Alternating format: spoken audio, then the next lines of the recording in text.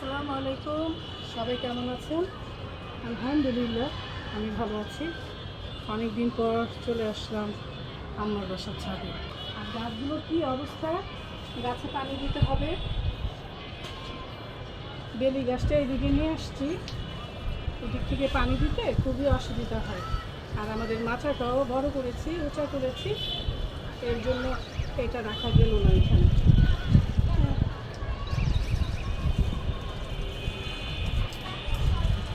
তো পানি দিতে হবে, তাই না? পানি না দিলে গাছ কি বাঁচবে বলেন?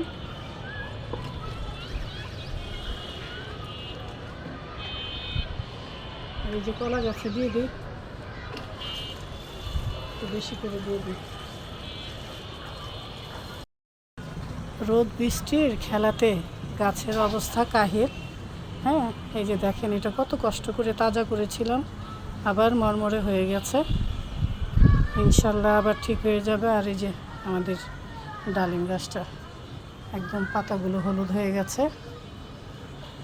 এই হচ্ছে অবস্থা। আমার বাসায় যে টক পাতাটা এনেছিলাম, এটা আমি এই বস্তাতে লাগিয়ে দিয়েছি। আর সাজনা গাছটাও দেখেন কেমন হলুদ হয়ে যাচ্ছে। তো ইনশাল্লাহ আবার চর্চা শুরু হবে, সব ইনশাল্লাহ ঠিক হয়ে যাবে। গাছে সিম এসেছে, এই যে সিমের অনেক ফুল এসেছে, এই যে সিম এসেছে মাশাআল্লাহ।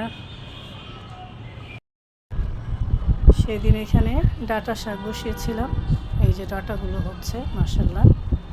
পেঁয়াজ পাতা খাওয়ার জন্য বসিয়ে দিয়েছি পেঁয়াজ। কি যে সুন্দর লাগছে আকাশটা। আর আজকে কি রান্না করেছি চলেন দেখি। চলে আসলাম রান্নাঘরে। আজকে চিংড়ি মাছ ভুনা করবো, মুসুর ডাল রান্না করব। আমি সব কিছু গুছিয়ে নিয়েছি, ভাত বসিয়ে দিয়েছি। আর এখানে করলা ভাজি করছি আলু দিয়ে। করলা ভাজিটা একটু ঢেকে দিই। আজকের চিংড়ি মাছটা বেশ বড়। চিংড়ি মাছ ভুনা হলে আমাদের ঘরে আর কিছু লাগে না। আমাদের ঘরে তিনজনই আমরা চিংড়ি মাছ ভুনা খুবই পছন্দ করি। করলা ভাজি হয়ে গেছে, এখন আমি উঠিয়ে নিচ্ছি।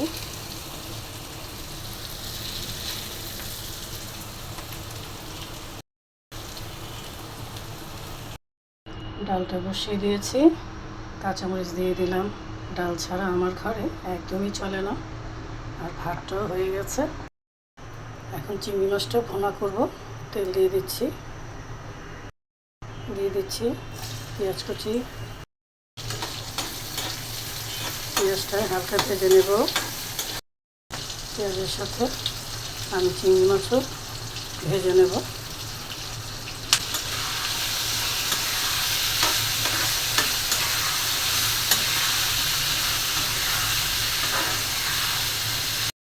কয়েকটা কাঁচামরিচ দিয়ে দিলাম।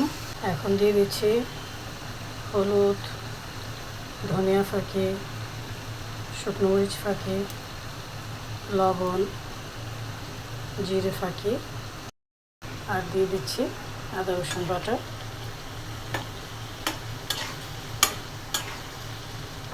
এখন ভালো করে কষিয়ে নিব। চিংড়ি মাছটা ভালো করে কষিয়ে নিলাম। এখন পানি দিয়ে দিব।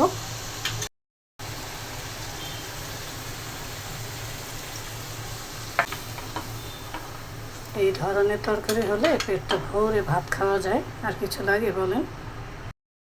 ঢেকে দিচ্ছি। আর ডালটাও হয়ে গেছে, একদম পাতলা করে মুসুর ডাল রান্না করলাম। হয়ে গেল চিংড়ি মাছ ভুনা। এখন উঠিয়ে নিচ্ছি।